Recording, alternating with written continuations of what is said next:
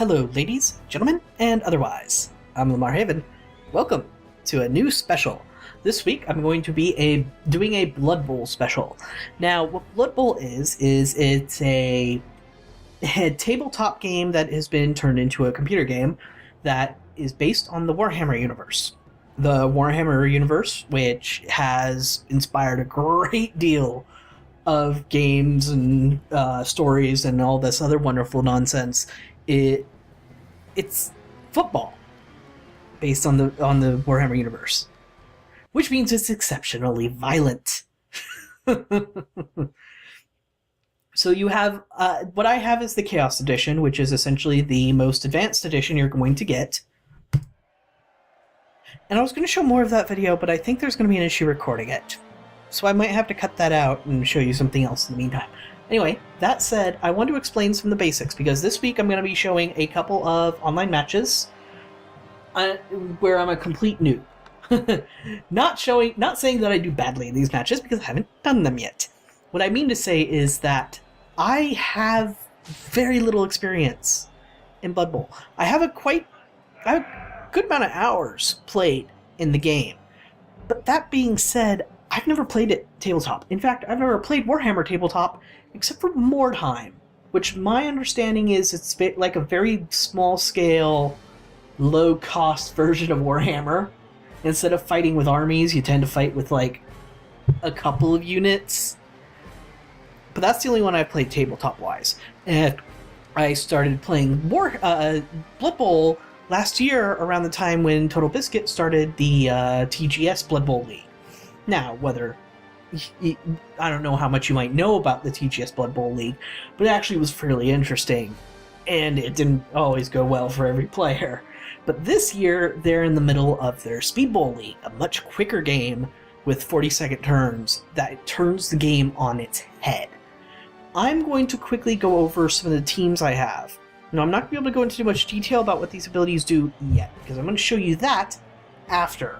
Because I know a lot of people haven't played Blood Bowl and have no idea what the hell I'm talking about. Even folks who have played Warhammer will only understand the concepts and not necessarily know the rules. So I have 4 teams currently in open leagues, and these are leagues you can join online. All you have to do is create a team with 1,000 team value, which essentially means you have $1 million starting cash, and then you join a league. So I'll go over the 4 teams I have. I have played a couple of 3 matches online, mostly to make sure it works, and mostly because also because it's really fun. So here we have the Undead team. Now, there's actually 2 teams that are really, really similar, the Undead and the Necromantic. They have a difference of like 2 units, essentially. Instead of mummies, like this character right here says mummy, instead of him, you would have a flesh golem, which is essentially Frankenstein's monster. And you also have the option of a werewolf character instead of a ghoul, which is odd. Honestly, it makes it seem like the Necromantic team is better overall. But I like the Undead team because I like mummies better than I like flesh golems, and I'll talk about why later. So I have 2 whites, Hurts Donut and Dirty Hooer. Say it faster, and you'll get the joke. So whites have 6 movement, 3 strength, 3 agility, 8 armor value. All of these stats right here, are essentially completely average. If you were to look at a human team, which is in this game, they are pretty much the most average players in the game and can be built in anything. Whites do the same thing. However, they come with 2 skills, block and regeneration. I will explain what those do when I talk about in-game stuff. But here's the ghoul. These are your ball carriers in the Undead team. He has 7 movement, 3 strength, 3 agility, 7 armor value. His armor value is lower. What that means in-game is that if he gets knocked down, he has a greater chance of being hurt permanently. But he comes with the dodge skill, which is very useful for if you need to get away from people. Next, you got zombies, Ivana Tinkle and Ben the Dead Jester. I couldn't come up with a good name for all of these people. In fact, for all the rest, I couldn't come up with names. What I was trying to do was come up with jokes that I saw on The Simpsons whenever Bart would call Moe's Tavern. Yeah. So you have zombies who have 4 movement, pathetic movement, 2 agility, very low agility, but they have extra armor. Then you have skeletons, which are, I think, superior. Because they have 5 movement instead of 4, they have 1 less armor value, but they come with regeneration and Thick Skull. Whereas the zombies just have regeneration. What Thick Skull does is they're less likely to get permanently injured. And since they have regeneration, that means it's really hard to permanently get rid of a zombie. A skeleton, I'm mistake. So I still have an extra zombie and skeleton there. And then you've got the 2 mummies. Here's why I like the mummies. 1, their movement speed, terrible. They only move 3 spaces. This is sad. But their strength is 5, agility 1, at armor value 9. And they come with Mighty Blow, which means they're more likely to injure somebody if they knock them down. With 5 strength, you're really likely to knock someone down. These are the big bashers of the team. Now, if you play Necromantic and you have Flesh Golems come with an ability, I think, called Really Stupid, or something along those lines. There's like 3 abilities that are a lot alike. There's Really Stupid, there's Wild Animal, and there's another one that just makes them forget what they're doing at the time. And what happens with those 3 abilities is you have to roll a die, and if you roll a 1, or in certain situations a 1, 2, or 3 out of a 6, they don't do anything, and they no longer threaten anyone else either. So that makes them useless for like a whole turn, which sucks. Mummies don't have that, Flesh Golems do. I really hate that ability, so I don't like using it. Alright, here's in the Oddworld Cup, which I don't know why I put this group in the Oddworld Cup, but it doesn't matter. So far they've won a game, but these are the Underworld team. This is a much more complicated team. This is a combination of Skaven, which are rat people, and goblins, and sometimes other races like Troll. They come with... Basically, their Skaven are the most useful members of the team. Your Troll is going to be your heavy hitter, and your Underworld Goblin are cannon fodder. Which makes me sad, because on this team, the only person who's gained a level is a Goblin. But first you have your Warpstone Troll, who's a troll who usually has a piece of Warpstone attached to him somewhere, or everywhere, and is extremely mutated by it. Loner, always hungry. Anything you see in yellow is essentially a bad. Well, actually, never mind. I think everything in yellow is something you can't... is a purely natural skill. That makes more sense. Yellow is purely natural skill. Can you tell how much I've played this game? Movement of 4, strength of 5, 1 agility 9, armor value. So a lot like the mummy I showed you earlier. Only one, this guy has loner, which means anytime you try to re-roll a dice, because you can re-roll in this game, only once per turn, but you can, he has a chance to just ignore the re-roll and say, no, you don't get to re-roll. You just wasted one. Always hungry. It combos with throw teammate. If you have a goblin, or anybody with the right stuff skill, a character like this who has throw teammate can pick up that character and toss them across the field. Like, even if they have the ball, he can pick up the character with the ball and toss the character, which is a major strategy of some teams. But he has a chance, as though he's hungry, if you roll low, he could just eat the character. He literally just eats them whole. So, you want to be very careful. And here's the really stupid skill. Anytime you do an action, you roll a d6. If there's a friendly character right next to them, to basically point them in the right direction, they get plus 2 to the roll. Otherwise, they have to roll a 1, 2. If they roll 1, 2, or 3, they just forget what they're doing and don't do anything. Which sucks. That's why I hate them. Now, the Skaven, I'm not going to go into, well, I'll go ahead and do that, because this is the intro video. Alright, so Skaven Blitzer has block, 7 movement speed, 3, 3, and 8. So basically, above average movement. And it comes with block, which is very useful when you need to hit people. But it comes with the animosity skill. All characters besides the troll have animosity on the Underworld team. What animosity means is if you want to give the ball to somebody who's a different race, you have to make a roll. If that roll is less than 2, yeah. If you roll 1 on d6, all these rolls are on d6s, by the way. 6-sided dice. If you roll 1, he just says, no, I'm keeping the ball. I don't like goblins. What the fuck do you want me to do? So you have to be careful of that on the Underworld team. And then you have Skaven Throwers, which are sort of like the blockers, only have less armor value, but they come with the Pass and Sure Hand skill. Sure Hands makes it easier to pick up a ball, because you have to roll a dice just to pick up a ball. And Pass makes it so if they pass, I think this one gives them a reroll. Yeah, an automatic reroll if they do a bad pass. So that's nice, because it doesn't use one of your rerolls for the round. Then you have Skaven Linemen, which are your basic Skaven unit, 7337, and no skills. Then you have your Underworld Goblins, 6 movement, so less movement than any of the Skaven, 2 strength, way below average strength. Well, not way, I mean, it's average is 3. But having 2 strength is bad, when almost everything is 3. Agility 3, so that's decent, and armor value 7. So you can tell I've not been doing well with this team. That's because the one game I've won with them, the guy left like halfway through. I was apparently beating him too much or something. It was weird. It's uncommon in this game for people to quit halfway through. They'll usually play through the entire game because SPP, which is experience points, but they're called star player points in this game, those are huge, and you can earn a ton even if you're losing. The most SPP you get is from touchdowns, but I won't go into that until later. Alright, so here's my other team, the Infamous Rats, which is a pure Skaven team, sort of like the Underworld team, only we don't bother with the Goblins and the Troll. We're just Skaven. But we still have a Troll character. Meet the Rat Ogre, Ratigan. If any of you have seen The Great Mouse Detective, you know who this is. Alright, so the Rat Ogre is interesting. 6 movement, 5 strength, 2 agility, 8 armor value. So he's got a really high movement for a big character, which is unusual. He also comes with Mighty Blow, as we saw before, Loner, and here's the Wild Animal skill I mentioned earlier. Basically, if you're not going to go to punch somebody, you have to roll 1, 2, or 3. If you roll 1, 2, or 3, he doesn't do anything. If you're going to go punch somebody, you just have to roll a 1 for him to not do anything. He comes with Prehensile Tail, which if characters want to, like, get away from melee with him, they've got to roll higher than normal, which is tough. And then he gets Frenzy. Frenzy is interesting. When you punch somebody and you successfully punch them, you push them a square.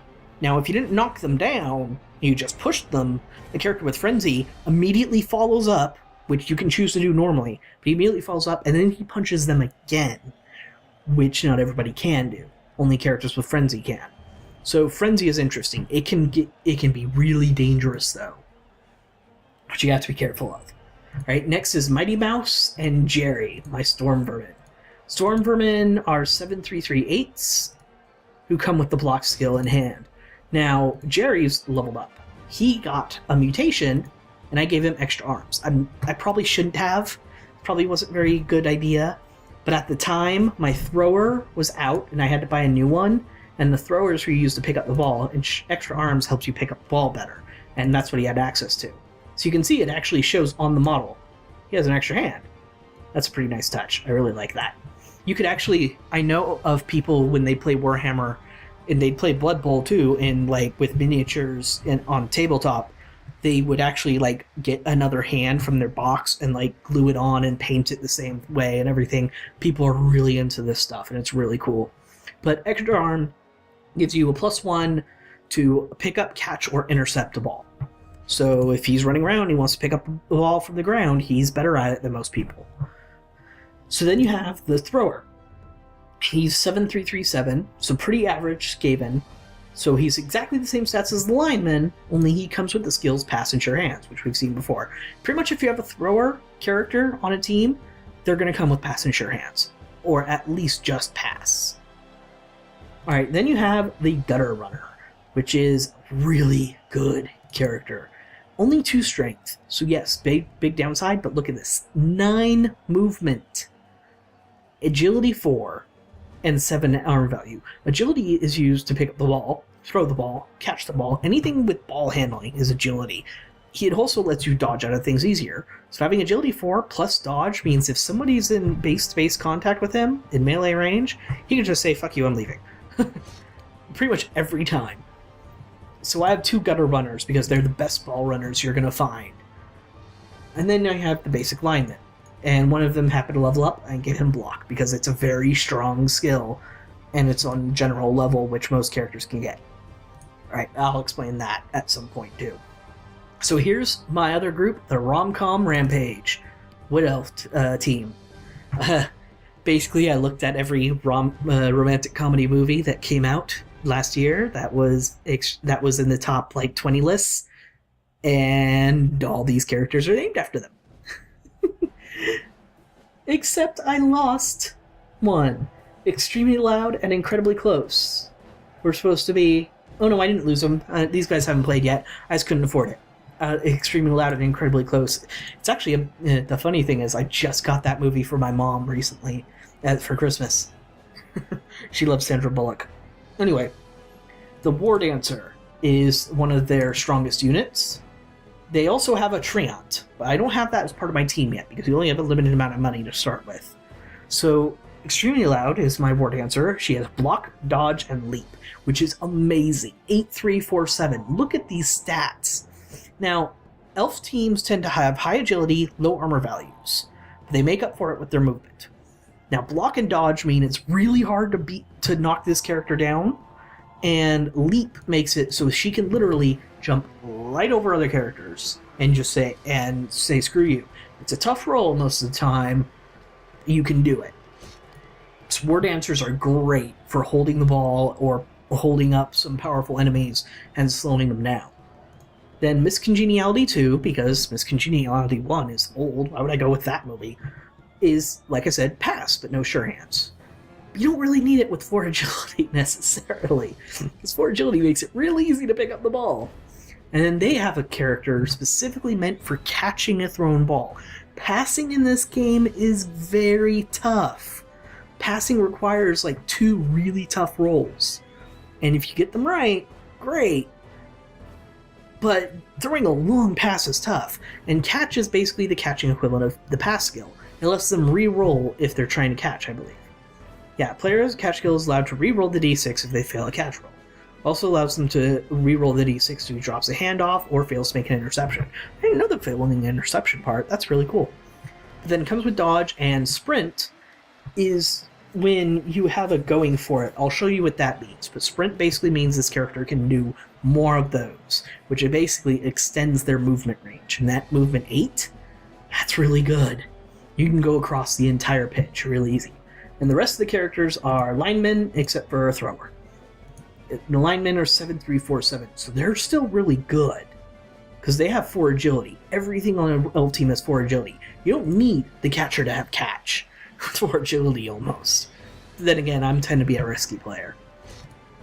So we're not actually going to be playing any of these teams. I wanted to introduce you to them because I'm going to play a couple online matches that I'm going to upload this week. And I wanted you to see my teams before we ran into the games. What we are going to do is I'm going to show you some exhibition matches to get you familiar with the game, because I don't want to throw you into Blood Bowl and just say, yeah, deal with it. And you only play Classic because that's actual Blood Bowl. I know this because Sknor says that. And I say his name weird because everybody says his name weird. So what you do is, right now, I'm going to play against the AI. I'm going to tell him I'm going to choose the AI's team. I want them to be something interesting. But let's just go Norse. Norse are a bashy bunch of bastards because they have every single member of their team has block, except for werewolves.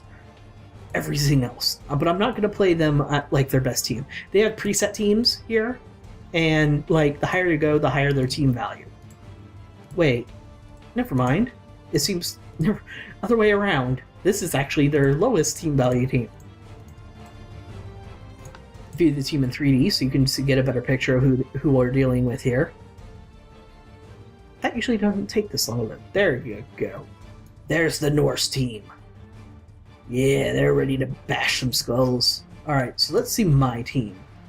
I think I am going to go human. Just because I'm not going to be playing an average team when I play the game. I usually tend towards bashy myself. Bashy tends to be my specialty. I'm going to go Holy Revengers. 100 points more team value. You'll see what happens when I have a higher team value than they do. Comes with Thrower, Catcher, Blitzer, Ogre, and a bunch of linemen, which is good. Alright, difficulty medium. I don't care about that. Let's start.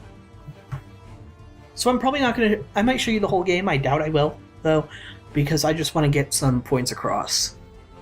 Yep, I'm not going to transfer anything from there, so the opponent has 100,000 gold. So what happens is, oh, they didn't buy any. What happens is, if I have a higher team value, see, 1,400, they have a team value of 1,300, the game gives them gold that you can only use on things called inducements right before the match, which improve your team for the match. That you wouldn't. Some of them are buffs and other special things that you don't get otherwise at all, which is really interesting. Some teams actually strategize to keep their team value really low so they can get a ton of inducement cash and spend it on special stuff. There are teams that specifically can only get inducements at a really discounted price. Halflings come to mind, goblins come to mind. Goblins get really cheap, what they're called bribes, because you can literally bribe the ref, because there are certain things you can do that are considered against the rules, even for Blood Bowl.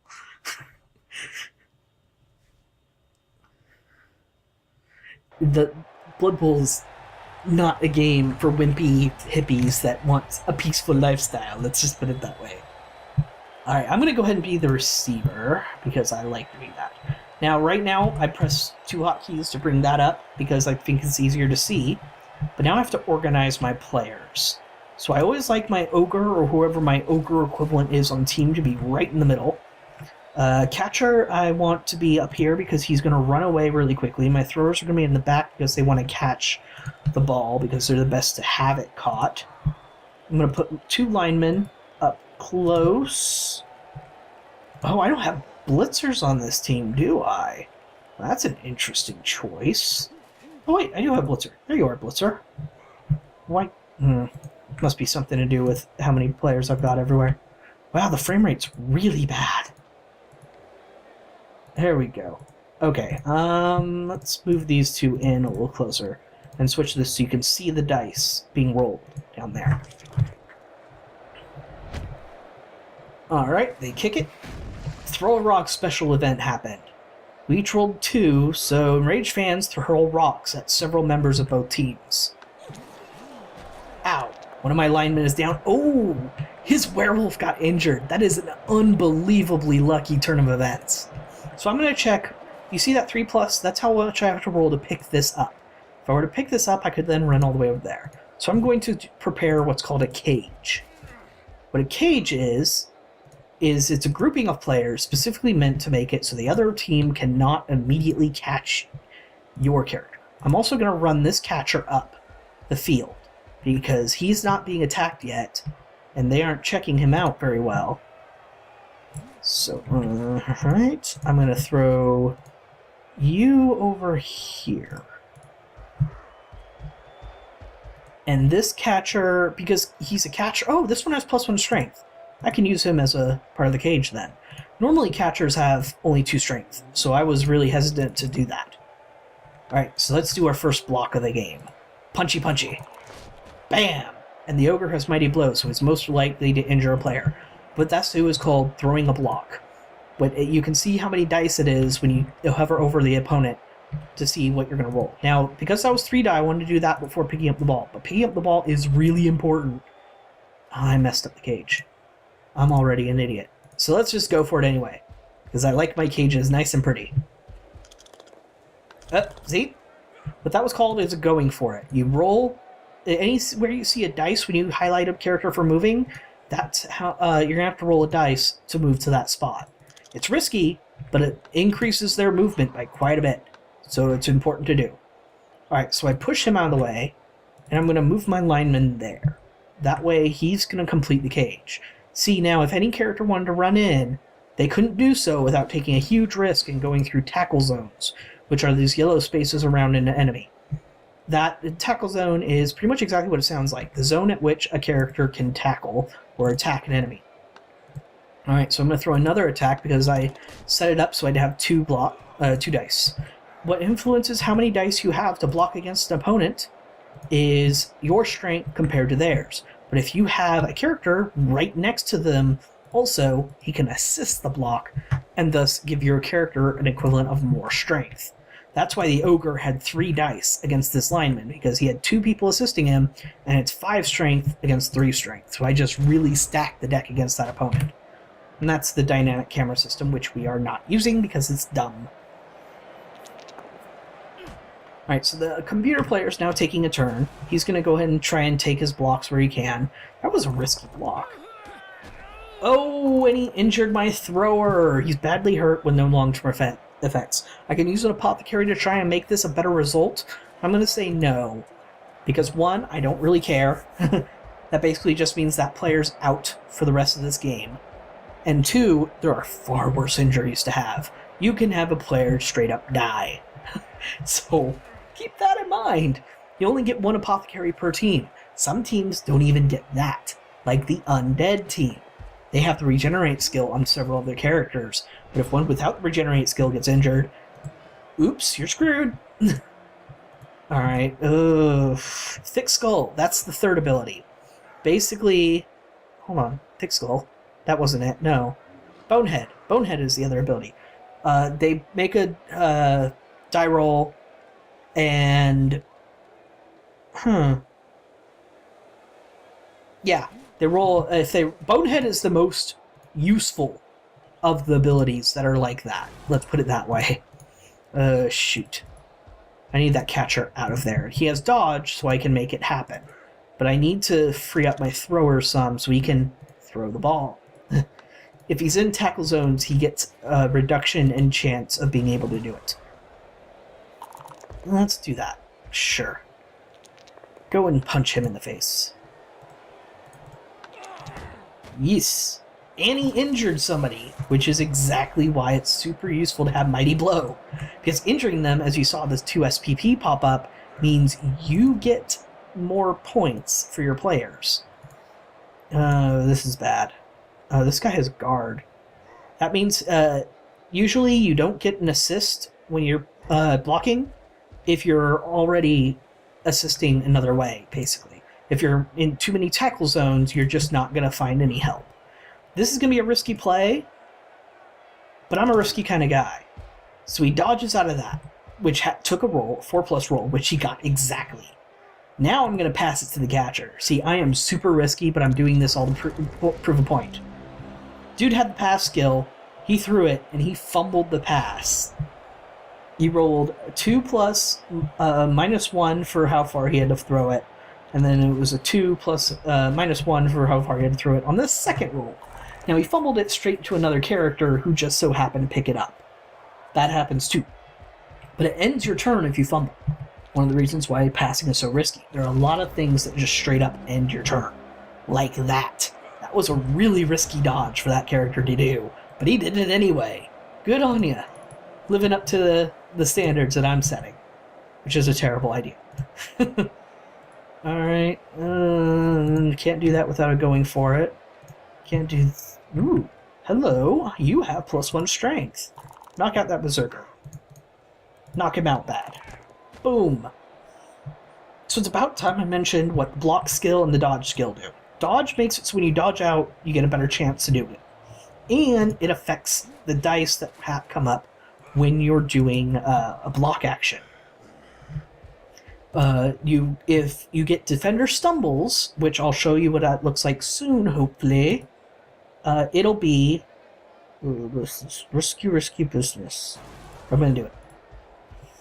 Well, that isn't risky. I just mean that I'm using up a blitz that I could use later. See here, both down and attacker down. Attacker down means you lose your turn, and this guy could possibly get injured.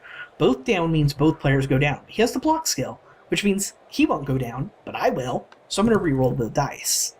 Alright, now I got Defender Stumbles. If he had the dodge skill, this would act just like this, Defender Pushed, which would just push the enemy and not hurt him. But I'm going to use Defender Stumbles, which will actually work. Push him there, and I'm going to go ahead and follow up. So I'm going to follow right behind him. Luckily he was stunned, so he'll be down for 2 turns. So let me see. Can you go there? You can, and your Bonehead roll was successful.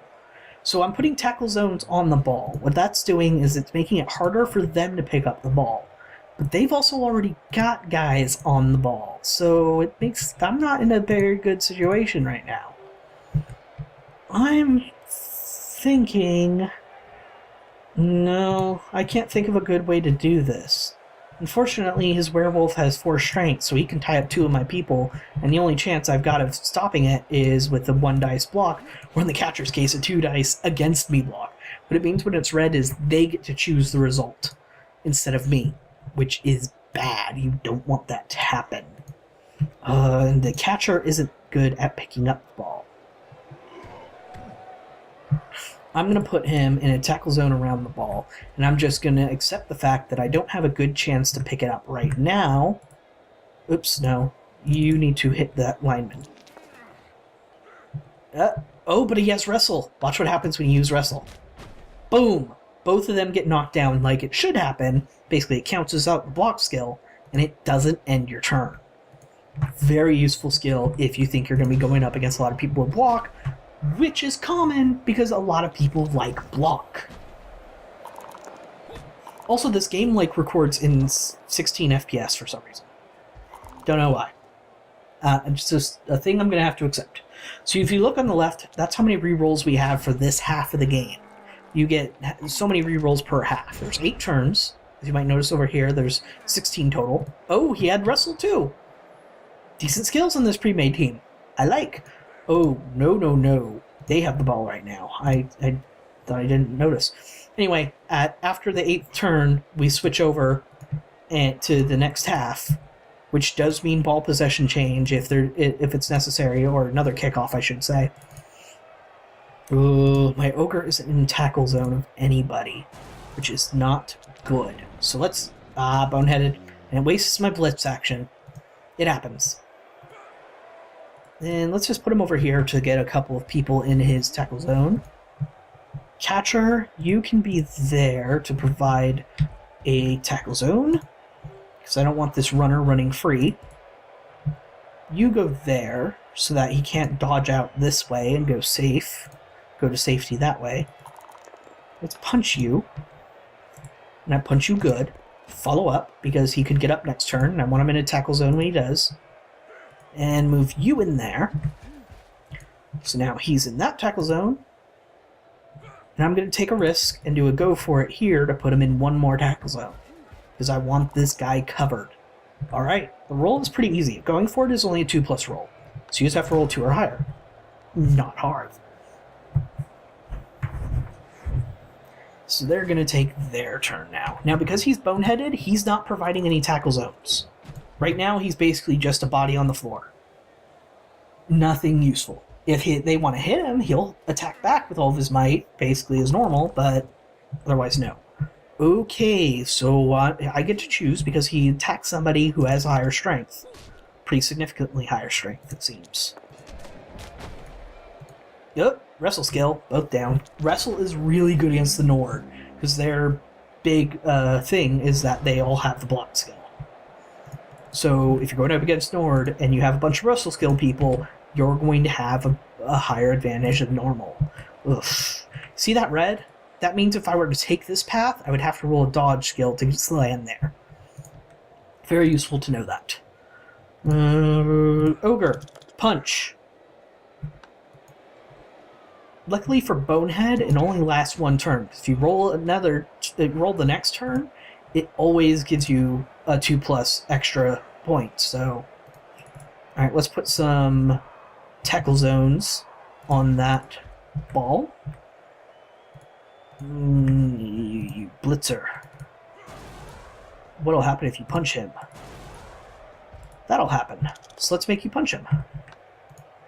Nope, I'm going to push. See, I could have chose block, but what would happen is neither of them would have gone down, and they both would have stayed in the exact same place. Not useful. Now I need to get this catcher free. Let's put you here, and then I'm going to have you punch him. Because the catcher, like I said before, isn't necessarily the best at picking up the ball. The thrower is. So let's get the thrower closer in. Oh, and he knocked out that player. What that means is no permanent injury. That guy's out. Now, unlike having to actually injure somebody, like we saw earlier, one of my characters got injured, but no long-term effects, that character is guaranteed out for the rest of the game. A KO'd character can get back up. So I'm going to... Only a 3+ roll. I'm going to risk it and go ahead and go for it. And because he's a catcher, he has a pretty good movement speed. So I'm going to move him over there. Now I can't get to the end zone this turn, but that's okay. So that is my turn, and now I've got enough of their characters tied up in tackle zones that if they want to leave and try and go for him, they have to make a dice roll. And if they fail it, they end their turn. Oh, that guy lost a dice roll. Looks like he had to get knocked down. He got injured. Sucks for him, but one of my characters get SPP for it. Now, because this is an exhibition, I don't care about these characters. In a normal game, what you would probably do is you'd set up your characters for really favorable blocks, like getting 2 dice roll blocks everywhere. Like I'd want to hit him, get him out of the way, keep this guy standing here, and have maybe the catcher hit him for 2 dice. You want to try and injure as many people as you can, because it gets you more experience points, which is great if you're going to keep playing the team. This team I'm not. They're just an exhibition team that's already built into the game, and I'm not changing them. So I just want to go straight for the goal and get points. Now also, with how far away he was, I could have moved him to, say, this corner and not gone in yet, and then kept punching the enemy and waste turns until the halftime. See, there's his injured player. He's not getting up. But this is where the knocked out players would be, but he doesn't have any. I didn't knock out any. No, I'm sorry, vice versa. That was my team. This is his team. 2 injured players, and 1 guy who was knocked out gets up, so he gets to rejoin the fight. So anyway, oh, and the computer talks to you. I taught you that technique, didn't I? There's like 3 different personalities. One is really arrogant. It's kind of funny. No, you don't want to be there. I want to switch you with the lineman. I want the blitzer closer. So we're going to kick off. There's only like 2 more turns per person in this half. So that means the Nord are going to have to make it all the way down to my side in 2 turns, which is unlikely. Now, you might notice I chose to kick way up here, and the ball's going to land way over here. This is normal if you don't have the kick skill on your team. Oh, we got more throwing of rocks. My Ogre! Oh, he got a player knocked out, which is good, but my Ogre is stunned in the middle of the field. And characters with that set of skills I was talking about, oh, okay, there's something to talk about right now. If you knock a player off of the pitch, they basically get an automatic KO. Now, in the sense that they're off the pitch, they won't come back until the next drive, next time somebody kicks off the ball. But it can also be an injury, it can also be anything else. But he used Frenzy, so what he did is he kicked that player from here to here, and then followed up to here, and kicked him out. You can only knock a player out of the field if that's the only normal option available to you. There we go. Looks like I get knocked down. That happens. They're having some really good blocks and they're messing up my line. Which is okay. It happens. I don't need to get the ball back and run to the end. I really don't think that's going to happen, especially with a human team. What I do want is to stop them or slow them down. I just need to make sure that within 2 turns they can't get all the way past my to my goal. So I'm going to move him here. The runner, you. I don't like you. For some reason, I think he's going to pass that runner, but that's a really long pass, so it's really unlikely. Now, I could be super risky and try and push him off, which I'm not going to. Actually, see, that's the problem with Frenzy, is sometimes you don't get a very good control over where you end up. Let's kick you in the face. Nope. Okay, that didn't work the way I wanted. But you, I bet I could get you out of there and put you right there. Super risky, but I like it. Because I want to push that werewolf out. There we go. See, not going to follow, but boom, werewolf's out of the field. No longer an issue. That's the risky thing. Frenzy characters are usually pretty tough, so if they leave, that's a significant disadvantage that you now have to deal with. I'm going to put you over here in case he tries something sneaky and tries to run around. And then I'm going to put you up here for pretty much the same reason. I've got enough players over here that he's not going to break through my line very easily.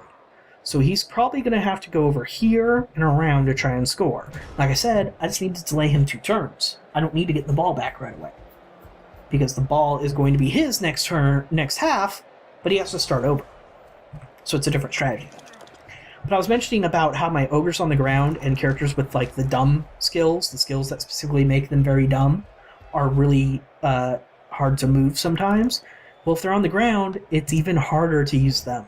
Because you still have the same rolls you have to make just to stand them up. And while they're on the ground, they're useless. In fact, they're at a bigger threat because you can foul players on the ground and try and injure them. Now, if you do that, you can get ejected by a referee, lose your turn, and that character won't return. The character who did the fouling won't return till the end of the...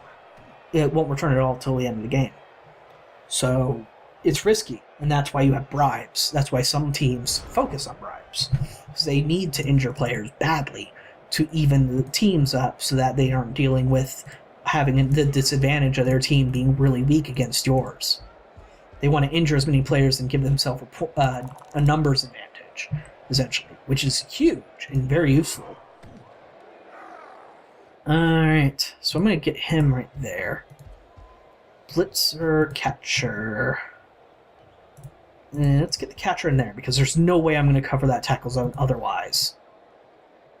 I'm going to move him here, because he's not going to be able to get in to threaten this dude. Let's get you right there.